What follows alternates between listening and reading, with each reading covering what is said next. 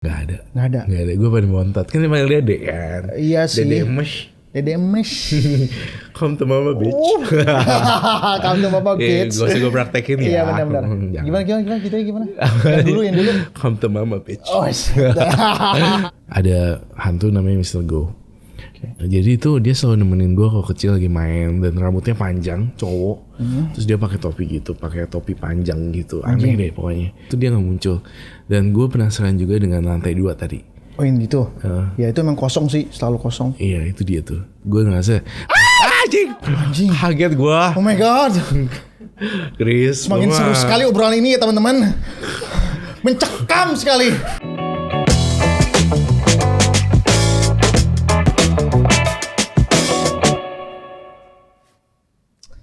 Halo, selamat datang kembali di Hash Kreatif. Kali ini kita akan kedatangan tamu yang udah nggak asing lagi di mata masyarakat. Ya tentunya di mata gue, kita nih CS banget lah pokoknya ya. Orangnya baik, terus udah itu dia punya kemampuan yang seperti ini ya teman-teman ya. Saya mencium ada aroma-aroma kebahagiaan dalam dirinya Chris Hatta seperti itu. Dan dia pernah ramalkan gue, terakhir gue ngonten sama dia dulu dan itu benar-benar kejadian.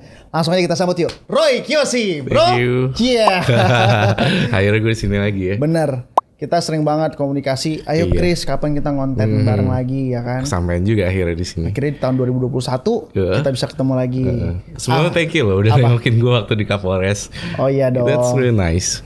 Ya gue ngelihat. Ya gue kenal lu, gue pernah juga masuk ke situ dan gue tahu apa yang dibutuhkan, ya gue cari supaya lu juga di dalam tetap baik-baik aja. Gitu. Terharu gue. Terharu. Dan kata nyokap belum ada yang datang, baru gue first di situ. Iya bener. Jadi waktu itu baru kalian yang pertama, lu sama siapa namanya Lisachi ya. Lisachi itu datang dan itu membuat aku jadi semangat baru sih beneran. Gitu ya. Iya gila. Itu yang namanya siapa? Purba itu udah datang belum? Iya datang Robi, tapi dia nggak bisa ketemu aku lagi keadaan demam. Iya. Demam dan muntah-muntah, akhirnya kan aku di isolasi gitu kan, nggak boleh ketemu siapa-siapa.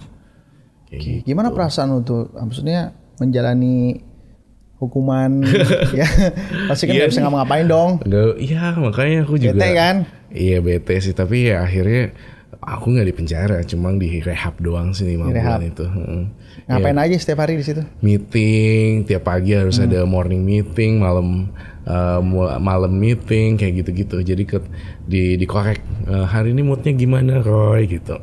Baik gitu. Semuanya ya. Ada jam tidur gitu nggak yang misalnya diperiksa? Jam tidurnya jam 9. Jam 9 itu 9 harus gak? masuk kamar.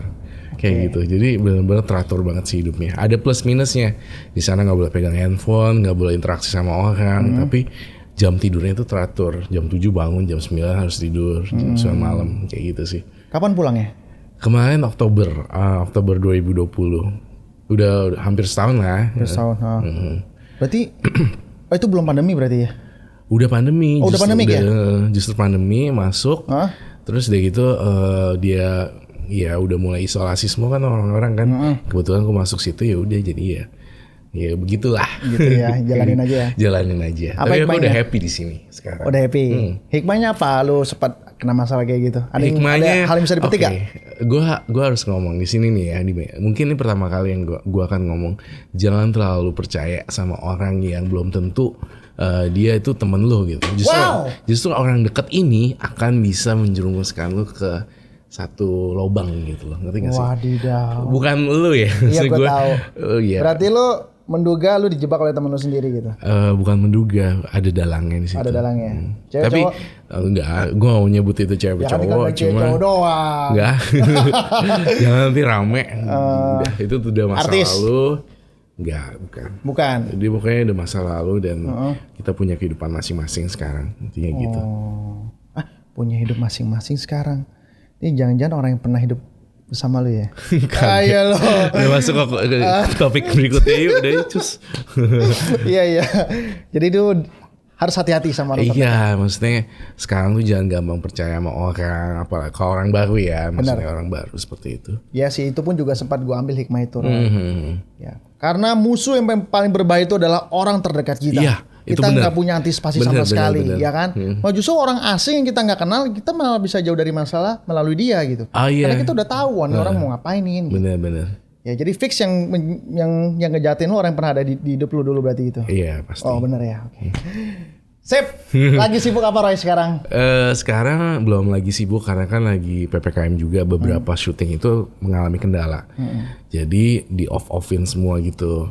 Terus juga sekarang lagi sibuk jadi guest star aja di beberapa TV dan talk show. Tapi masih belum ada reguler karena masih nggak jelas gini keadaannya. Jadi kalau misalnya reguler kita masih kayak kemarin itu studio on off juga syutingnya di sterilisasi gitu studionya. Jadi gue pikir ntar dulu deh, ini kayaknya masih belum waktunya, belum pas gitu, sambil nungguin program baru yang ada nih, tapi gue gak berani ngomong dulu, takutnya nanti gak jalan kan. Iya benar-benar gitu. Kita gak boleh jumawa dulu, gak boleh jumawa dulu gitu. Kita udah gembor-gembor gak jadi ada kan, kita juga yang malu gitu. Bener. Yang kalau sinetron di IG tuh, ada kan yang di IG?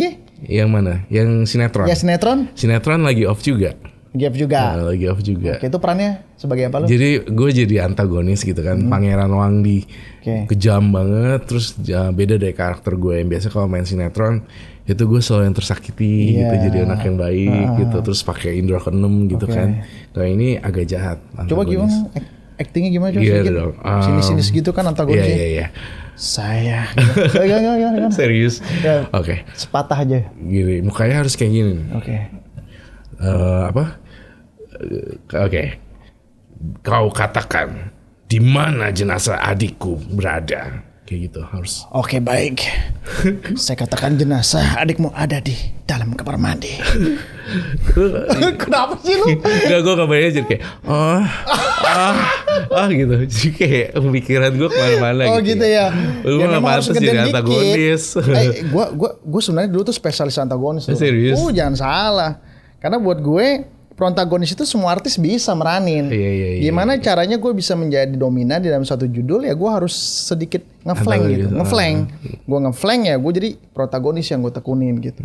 Spesialis dulu Roy, cuman sekarang kan gue lebih sibuknya jadi kayak presenter, host gitu ya. Karena itu lebih enjoy gitu kerjanya gue. Syuting pulang pagi dong? Syuting dari subuh, pulang subuh gitu jam. Ya pokoknya jam 2, jam 3 lah baru balik. Jam 2, jam 3 pagi. Jam 3 pagi. Oh, zaman gua mah sampai bisa pulang jam 9 pagi. Sedangkan mesti tayangan hadir jam 4 sore. Jadi kita seperti syuting live gitu. Stripping juga kan. Gini-gini dong. Gimana silatnya dong? Kayak gitu. Oh gitu ya. Terus gitu gini. Terus di boom. Kamehameha dong. Iya. Coba gue harus kontrol gitu kan. Takutnya kebablasan. Iya, takutnya baut kendor gitu Roy ya. Iya, kendor kan gimana? Karena kan image dari Roy kan ya cowok yang perasa banget, pakai hati semuanya gitu kan, dan harus berperan menjadi sosok seorang kesatria. Ya takutnya kan apa sih namanya, kurang gimana gitu kelihatannya ya. Lu gimana? Lu ngomong aja ngondek kan? Kalau gue ngondek. Sebenarnya gue gak mau ke situ ngomongannya Roy. Langsung aja sih. Langsung gitu. aja ya. Iya takutnya lari dari karakter gitu kan. Iya. Tapi sih kayaknya gue pernah lihat lah waktu itu lu ada di itu kan di mana judul Raden Kian Santang ya. Santang. Itu judul udah lama banget dari gua muda pun udah ada sebenarnya. Cuman ya gitu mereka syuting panjang nih misalnya setahun, ntar off-nya bisa 2 tahun, ntar ada lagi. Iya emang sampai gitu, sekarang gitu. Tapi seru lagi men kolosal. Seru ya. Kayak kita bersatu dengan alam gitu kan. Seru banget sih. Seru banget. Nah lu kan punya kemampuan indigo nih, bisa melihat makhluk-makhluk yang nggak bisa kelihatan sama kita nih ya. Nah di tempat syuting tuh gimana lu banyak gak ngeliat hal yang kayak gitu-gitu? Iya itu justru banyak banget loh. Maksudnya banyak, itu kan daerah hutan gitu, bukit, gunung juga kan. Jadi itu kita terbiasa dengan kondisi yang angker gitu, ngerti gak sih? Bener-bener di sana ada ini, di situ ada itu, dan kita tetap jaga baik-baik aja gitu, nggak usah terlalu. Kalau di sana gue nggak mau lemes mulutnya. Maksudnya gue nggak mau. Ada ular besar tuh di sana, ada makhluk ini, ada ini nih. Gue cukup keep secret dan gue silent aja. Iya, karena gue tahu Medan ini bukan teritori gue, dan gue ngerasa ini kayaknya emang gak boleh di sembarangan ngomong nih gitu. Bener-bener kayak alam banget gitu, kita harus sopan gitu. Iya. Syutingnya di mana? Cibubur sama di Taman Mini, ganti-gantian. Cibuburnya yang di Buperta itu ya? Iya. Yang gelap-gelap itu ya? Bener. Itu emang banyak. Gila, banyak banget. Cuma ya itu plus minus kita enak dengan alam, tapi kalau malam ya itu banyak nyamuk gitu dan banyak yang horor-horor itu seperti itu. Iya sih, gue juga, kalau syuting udah tempatnya kayak gitu, kayak parno gitu ya. Kalau sebenarnya juga nggak apa-apa gitu. Tapi harusnya tim itu bersyukur adanya lu gitu di sana. Kok bersyukur? Iya, sebagai penangkal. Kalau ada makhluk-makhluk yang mengganggu proses perjalanan syuting, lu bisa begini-begini. Iya sih. Tolong jangan ganggu tim saya. Bisa begitu kan? Iya. Gue ngobatin orang gitu ya, ngobatin yang kesurupan gitu. Gak ada adegan kayak gitu. Gak ada lah. Beda genre ya. Iya juga ya, dasar PA gue. PA. Nah, lu kan punya kemampuan ini udah dari kecil dong. Umur berapa sih? Waktu gue baru nyadarnya itu waktu pas kelas 5 SD. 5 SD. Jadi gue ngelihat kayak ada penampakan. Ini tentang vision dulu, bukan hantu. Jadi gue lihat peti mati, terus lihat engkong gue akan meninggal di sana. Gue cerita ada bunga, ada peti mati, ada ini, ada itu gitu. Terus nyokap gue kaget gitu kan. Gila, Dek jangan ngomong sembarangan gitu. Singkong kan nggak apa-apa gitu. Terus nggak apa-apa mam, aku cuma ngelihat ini ada bunga, ada peti mati dan segala macem. Gak lama dari itu 3 hari engkong meninggal di kamar mandi lagi duduk. Jatuh gitu, tapi kata dokter itu jantung. Ya, jantungnya berhenti pas di kamar mandi waktu pas duduk itu, dia langsung pergi. Nah dari situ gue ngerasa gila, omongan gue berarti ada sesuatu yang lebih cepat nih gitu. Itu vision namanya. Vision ya. Vision. Dan benar juga. Dan akhirnya benar. Mulai dari situ aku mulai menyadari, wah gila gue bisa ngeliat yang lebih cepat nih dari orang biasa. Oh gitu. Dan orang tua gimana? Akhirnya responnya lama-lama nerima gitu. Ada kelebihan itu.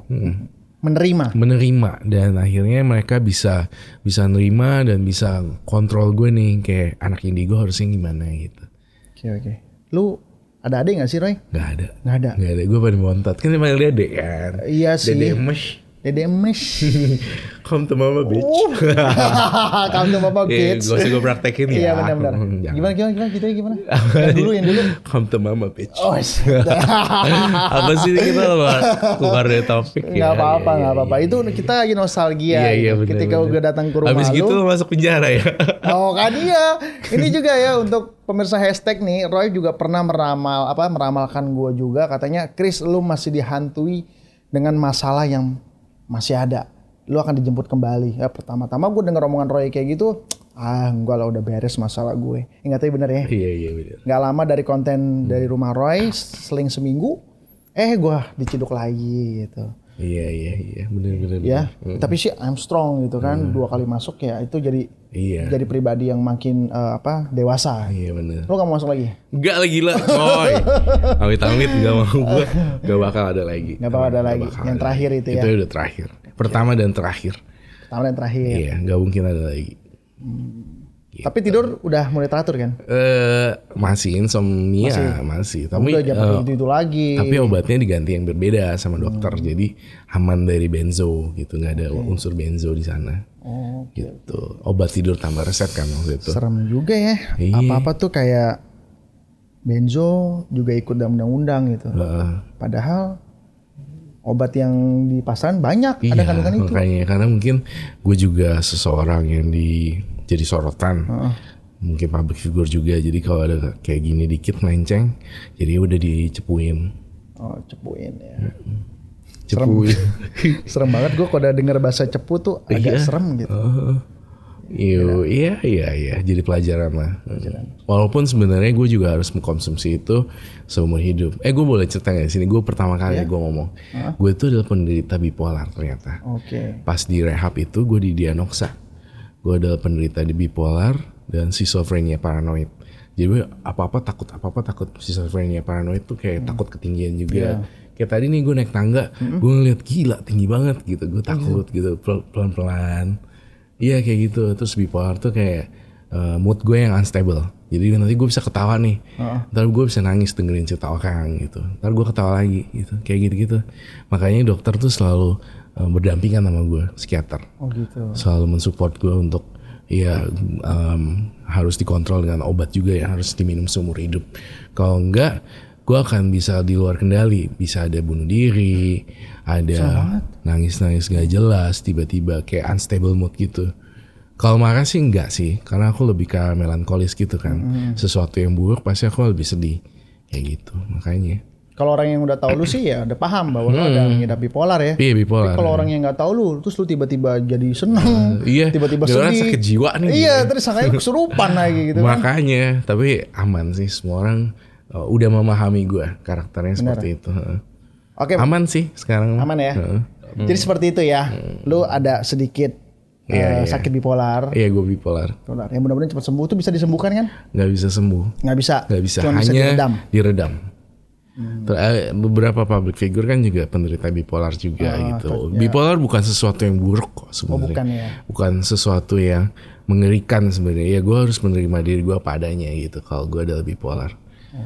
Cuma unstable mood aja. Aduh, jadi Roy ini sebenarnya susah gampang. Iya. Punya kelebihan bisa melihat sesuatu yang belum waktunya, tapi juga ada merasakan paranoid yang berlebihan. Paranoid berlebihan. Nah, ketika lu punya kelebihan yang tadi, indigo itu, di saat lu sekolah, apa yang lu rasain dengan orang-orang di sekitar lu itu? Ada gak sih? Kalau sekolah gue dulu dikucilkan sih. Oh ya? Gak terlalu banyak temen. Karena kan gue hidup di tahun 90-an kan gedenya. Jadi belum ada Google, belum ada, semua mesti pakai koran, buku apa bla bla bla. Jadi mereka belum tahu konsep indigo tuh apaan gitu. Setelah gue dewasa baru mereka indigo tuh adalah orang yang punya sixth sense kelebihan gitu. Iya, zaman dulu kan ada vertigo ya. Lucu. Vertigo ya. Vertigo, Iya. jedung gitu. Nggak ada yang tahu indigo tuh apa. Orang tanya indigo tuh nggak apa. Apaan? PH Infotainment. Oh iya. Ada kan indigo Ada gitu. indigo. Jadi wajar kalau misalnya pada saat itu kan internet belum nyebar. Jadi orang nyangkanya kalau lu indigo apa sih indigo gitu ya. Iya. Kok dia bisa ngeliat kayak gitu, ngarang kali ini orang kan gitu ya. Iya, di masa itu gue belum terlalu bisa diterima di masyarakat. Kalau di keluarga gue diterima. Tapi kalau di lingkungan sekolah tuh waktu itu gue pengen homeschooling tapi belum ada. Belum ada. Masih ya sekolah normal. Cuman dibully secara verbal doang kan. verbal. Sampai dipukul gitu. Kalau yang verbal iya, tapi kalau secara dipukul enggak sih. Cuma kayak misalnya barang gue diumpetin gitu, ntar baru gitu. Dikerjain aja kerjain kayak gitu. Kalau verbal gimana ngomongnya mereka? Anak setan lu, anak iblis gitu. Oh ya? Aneh. Lu jangan-jangan anak You're titisan freak, iblis gitu. lu ya? Kayak lu aneh banget sih, lu aneh gitu. Mereka tuh pointing the finger, lu aneh gitu. Lu aneh. Zaman dulu gitu. Oh iya. Kalau ngeliat sesuatu yang berbeda pasti bilang aneh gitu. Kalau zaman sekolah. Emang di sekolah lu ini, lu selalu ngasih tau teman-teman lu. Gue ngomong dong. Di sana ada tuyul. Di sana ada kunti. Gitu. Di sana kayak ada nenek-nenek gitu. Gue ngomong gitu. Aku lihat nenek-nenek di belakang. Gue selalu mojok kalau sekolah. Tempat duduknya selalu di belakang. Karena gue ngerasa nyaman. Nyaman apa lu nggak ngerti pelajaran? Kan biasa gitu kan. Iya, kalau juga. anak yang duduk di paling belakang kan biasanya kurang begitu memperhatikan pelajaran, maunya main gitu. Main sendiri gue juga. Matematika gue jeblok sih. Oh iya, udah kelihatan sih dari face lu gitu. Serius. Benar. Iya. Tapi gue kalau yang hafalan tuh bagus gitu. Jadi gue nggak tahu suka ke distract gitu kalau di sekolah ngelihat ini ngelihat itu. Jadi gue nggak terlalu perhatiin pelajaran banget sih. Makanya itu mimpi buruk lah kalau waktu sekolah. Ada teman? Maksudnya kayak teman ini loh, kayak teman dunia lain gitu. Kayak misalnya lu punya nggak sih sosok friend lu? Enggak sih, nggak kayak terlalu. Apa gitu? Yang suka lo ajak ngomong berdua? Nggak terlalu inget sih gue waktu zaman sekolah kelas 5, kelas 6 SD gitu. Kayaknya enggak sih. Nggak terlalu, cuma lihat-lihat doang tapi dia tidak menjadi teman. Oh, gitu, berarti sampai sekarang nggak ada teman? Kalau itu ada gitu, teman dari gue kecil, teman main, ada namanya Gokui namanya. Go itu adalah Mr. Go. Kui itu adalah bahasa. Kui, ayo gitu kali. Bukan. Kui itu hantu kalau diterjemahin di Indonesia. Jadi ada hantu namanya Mr. Go. Jadi itu dia selalu nemenin gue kalau kecil lagi main dan rambutnya panjang, cowok. Terus dia pakai topi gitu, pakai topi panjang gitu. Aneh deh pokoknya. Terus mukanya muka apa Jepang? Mukanya tuh kayak orang-orang tua gitu, tau yang kempot. Terus pakai panjang, rambutnya hitam. Dan dia selalu galak banget kalau ke gue tuh selalu protektif banget. Misalnya barang gue disembunyiin di mana dan segala macem, tiba-tiba tuh anak kepleset jatuh. Kayak gitu-gitu loh. di sekolah suka kayak gitu. Oh, jadi dia Gue suka dibully kan. nolong Barang lu. gue mana nih, lempar-lempar gitu tiba-tiba kan. Nah pas istirahat sekolah, tiba-tiba tuh anak kayak kesandung gitu. Kesandung terus ini berdarah kayak gitu-gitu loh. Dan gue menyadari, wah gila ternyata Mister Go ini bener-bener melindungin gue ya. Gitu, pro ke gue gitu loh. Lu ngeliat sendiri Mister Go itu pas itu anak jalan di sliding sama dia. Enggak, gue nggak lihat. Cuma gue merasa Kirain. emang dia itu kayak gitu tuh, selalu seperti itu, dan itu selalu terjadi berulang-ulang. Kalau ada pembulian verbal juga, ntar tuh anak tiba-tiba dipanggil ke kepala sekolah, ada urusan apa ada urusan kayak apa gitu ya. Agak diribetin gitu loh. Diribetin. Sampai sekarang Mister Go itu masih Masih ada di nemenin. sekitar. Jangan-jangan ada di sini lagi. Ada nggak di sini, Roy? Serius nih, Roy? Ya nggak ada lah di sini mah, Parno gue, Roy. sini aman, tenang. Tapi mungkin gue lihat Miss K kali ya. Ada. Di mana ya? Miss K. Miski. Di bagian mana? Gue ngerasa nih ya, di dalam juga ngerasa ada yang aneh sih. Dalam situ, di ruang PWK. Ada sesuatu yang tersembunyi. Jadi gini, gue merasakan Miss K ini, si Kunti ini, dia Kuntilanak. Jangan-jangan dari sini, dari pohon ini loh ini. mungkin juga ya. Nyebrang Tapi ke sini dia. gue yakin kalau ini lagi nggak ada orang sama sekali, pasti ini gelap banget kali ya. Ya udah pasti kan hemat listrik, Roy. Oh iya benar. Matiin dulu lah. Iya. Lu gimana? Bener. Tapi tampaknya dia bersembunyi gitu. Kalau lagi terang-terang gini tuh dia nggak muncul. Dan gue penasaran juga dengan lantai 2 tadi. Oh ini gitu. Ya itu emang kosong sih, selalu kosong. Iya itu dia tuh. Gue ngerasa anjing. Kaget gue. Oh my god. Chris, Semakin seru sekali obrolan ini ya teman-teman. Mencekam sekali. God. Kaget. Enggak, soalnya lo ngomong lantai 2, Roy. Oh, iya. Gue juga agak-agak merinding kalau gue. Emang lu gak pernah di lantai 2 syuting? Itu Belum buat ada, meeting kan? itu belum ada program sama sekali ada di situ. Itu benar-benar setiap hari itu kosong. Jadi tuh si yang gue lihat Miss K-nya rambutnya nggak terlalu panjang, jadi segini tuh. Terus udah gitu dia itu lagi ngumpet di sela-sela. Tadi makanya gue penasaran antara di ruangan lantai 2 ataupun di ruangan yang di dalam sini nih. Dia berpindah-pindah gitu loh. Gitu. Baik gak orangnya? Baik gak orangnya? Orangnya. Hantunya baik gak? Enggak sih, gue rasa dia biasa aja. Nggak terlalu, kecuali orang yang bisa lihat kali ya. Gitu. Ya mudah-mudahan dia bisa memberikan dampak kepada kreatif supaya tetap selalu digemari oleh masyarakat konten-konten yang kita sajikan gitu Iya, sih. Gue berharapnya begitu Gue aja. cuma penasaran sih satu. Apaan? Kalau orang yang stay di sini ada nggak sih kayak OB gitu? Ada nggak di sini? Nah Oh, itu nggak dia ada. tuh. Itu kalau misalnya orang yang stay di sini mungkin juga akan ngerasain diganggu atau ngerasa ngelihat sesuatu kali ya. Habis ini gue cek CCTV ya. Ada nggak roh-roh yang kelihatan di situ? Iya betul. Ada berapa orang? Gue baru lihat Miss K itu satu. Satu aja. Pas gue lagi naik tangga. Oke. Jadi kan pemirsa yang di rumah juga tahu nih pemirsa hashtag kalau di studio ini ada satu penunggu yaitu Iya. Mr. K dari Miss K. Miss K dari penglihatan Roy Kiyoshi bilang ini adalah sosok hantu yang baik. Ya. Gak baik juga sih, biasa Nggak baik aja. juga, biasa aja. Mungkin kalau kita nggak ganggu dia juga nggak mungkin ganggu kan? Mungkin ganggu. Ya. Gitu. Oke. Mulai besok tim kasih ini ya, siapin sesajen ya buat dia ya. Jangan sampai mengganggu aktivitas kita gitu. Oke. Tapi bisa nggak sih diajak komunikasi yang kayak gitu-gitu, Roy? Better sih jangan kali ya. Ketika Kenapa sih? lu berkomunikasi dengan makhluk halus, dia akan ada tendensi kecenderungan dia akan kontak lu lagi gitu, akan terus ngikutin gitu untuk menyampaikan pesan dan message. Gitu. Oke, itu kayak gimana? tendensinya. Jadi Mereka gimana caranya? lewat mimpi, lewat pas kita lagi tidur di sini, tiba-tiba ketiduran, tiba-tiba dia datang gitu. Sekali dikasih umpan, biasanya dia akan balik lagi ke kita gitu untuk nyampein lagi. Makanya nih, gue bisa lihat tapi gue nggak mau ajak ngomong. Jadi bahaya ya kalau untuk yang suka main-main jelangkung gitu bahaya ya. Pasti. Oke. Pastilah. Takutnya malah jadi nempel terus kita malah sakit-sakitan. Iya. Terus kita berobat di rumah sakit sampai COVID kan Iya. gitu ya. Padahal kita wah goblok anjing lu ya. Lu udah kaget, gue gue juga. kaget gue bangke lu. Kocak. Anjing. Cuma tadi gue kaget loh. Tadi Iya. wah gitu. Ya serba salah. Aduh Roy. Tapi kaget tuh masih elegan kok. Iya. Oh, masih ya? Masih Masih elegan. laki banget Masih ya? laki gitu. Yoi bro. Kalau lu kagetnya gimana tadi? Gak tau gue lupa. Oke Roy. Yes. Pasti dengan adanya kelebihan lu ini, gak bisa dipungkiri. Hmm. Gue sebagai saksi hidupnya ya, ketika datang ke rumah lu, gue melihat ada satu ruangan khusus isinya boneka semua. Iya. Lalu di sebelah ruangan itu ada tempat khusus sembayang. Iya. Iya kan? Nah, itu kenapa sih lu sampai kumpulin banyak ya boneka dari berbagai negara? Emang lu suka? Gue demen gitu sama sesuatu yang gue demen sama patung, gue demen sama boneka gitu kan. Aku emang suka ngumpulin boneka dari berbagai macam negara. Itu emang lucu aja gitu bentuknya. Plus bonusnya adalah ketika tuh boneka ada arwahnya. Gitu. Jadi ada semacam cerita mistis di balik boneka itu tuh. Itu yang nggak bisa dibeli pakai uang gitu, Chris. Jadi kayak lo dapat boneka plus dapat horornya. Gue demen sesuatu yang antik gitu. Iya. Ada berapa boneka yang ada isinya? 200-an kayaknya ya bonekanya. Semua ada isinya. Semua ada isinya. 200 boneka gitu. Iya, 200-an. Bener.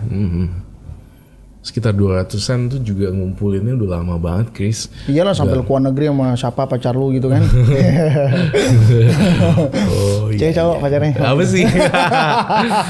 Ngana aja. Gitu. Dia kan cewek, bilang aja sih Roy, ya Allah. Ya kan lu ngomong sendiri di konten gue yang dulu itu. Yang mana sih? Ini aku beli Chris, aku lagi di luar negeri. Oh iya. Lagi sama Yayang gitu kan. Cuman pada saat dulu gue gak nanya. Dia masih mau. Keblok. Iya. Come to mama. Come to mama bitch. Bitch. Ya udah jalan di sini ya. Iya. Dan itu ada ruangan yang nuansa-nuansa hijau. Oh itu Ibu Ratu Nyi Roro Kidul. Iya, kenapa sih lu sampai ngeset kamar lu kayak gitu? Padahal kamar lu tuh unyu banget loh. Yang mana? Kamar yang biasa lu pakai buat istirahat kan lu sempat ada apa sih kita wawancara di situ kan dari salah satu infotainment. Ada boneka gede dan segala macam. Kenapa lu mesti adain kamar yang seserem itu sih? Oh iya. Jadi emang kan nyokap emang asalnya dari Jawa kan. Nyokap itu dekat dengan tradisi Jawa-Jawa gitu. Jadi dia bilang ke aku, gimana kalau kita bikin kamar Ibu Ratu Nyi Roro Kidul gitu kan. Kita juga fansnya fansnya. Iya, fansnya orang yang menghormati lah dengan tradisi Nyi Roro Kidul. Ya udah akhirnya kita bikin wallpaper, kita bikin foto untuk dedicated buat orang-orang yang menghormati Nyi Roro Kidul juga. Kalau misalnya ada orang yang pengen ke Pelabuhan Ratu nggak bisa, tapi mampir rumah gue aja nggak apa-apa. Oh gitu, beneran lu? Beneran. Ntar lu lama-lama lu adain tiket lagi HTM. Gitu ya. Tempat wisata ntar jatuhnya. Tempat wisata. Gak apa-apa tuh. Jangan juga sih. Nggak, maksudnya kenapa lu bisa se-ngefans itu sama Nyi Roro Kidul? Sama Nyi Roro Kidul. Emang gak ada hantu lain yang lu kagumi gitu? Ibu hantu, Chris. Itu sosok legenda gitu. Ada semacam cerita di balik itu yang menurut gue ini tradisinya keren banget sih kalau ini diangkat. Jadi benar-benar dia adalah seorang putri gitu dan punya latar belakang yang dikucilkan, tiba-tiba dia terjun dari tebing dan menjadi ratu seperti itu. Itu ceritanya fakta apa dongeng sih? Urban legend. Seperti itu, tapi beberapa orang juga masih pro kontra nih, cerita yang benar yang mana sih kayak gitu.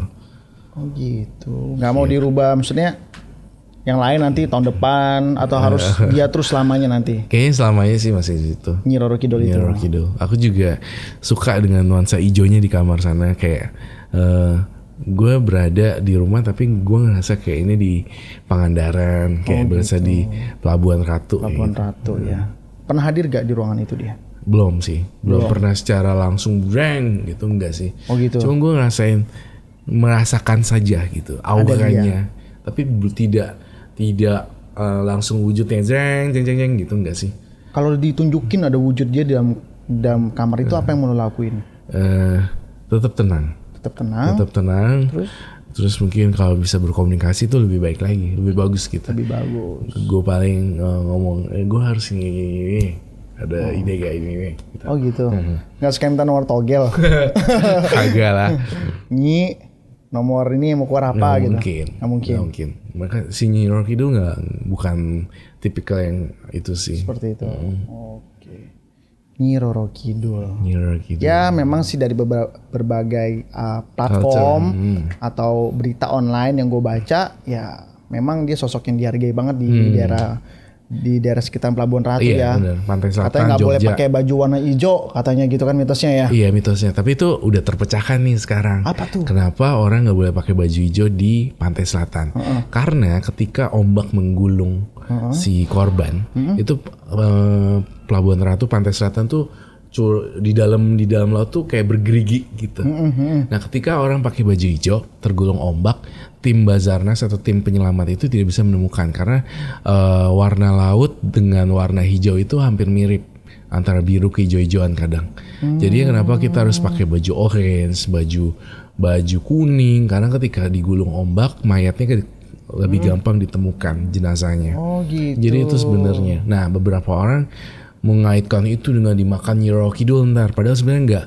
Tim penyelamat atau tim SAR nanti akan lebih gampang menemukan jenazah itu pakai baju putih gitu, karena dataran di bawah itu tuh benar-benar bergerigi gitu. Cukup masuk akal ya alasannya. Sama apa sih banteng? Banteng. Kalau dia kibarin kan selalu warna merah. Kenapa sih banteng kalau ngeliat warna merah maunya nyeruduk? Kenapa tuh? Kabarnya kan begitu kan. Sebenarnya bukan warna merahnya, Roy, tapi kibarannya. Oh gitu. Jadi mau dikasih warna hitam kayak warna putih kayak yang penting tuh dikibarin, dia bakal nyeruduk gitu loh. Gitu. Jadi banyak banget mitos-mitos yang disalahartikan sama kita semua ya. Iya sih. Dan akhirnya sekarang udah terpecahkan, salah satunya itu yang baju warna hijau dilarang di daerah sekitaran sana.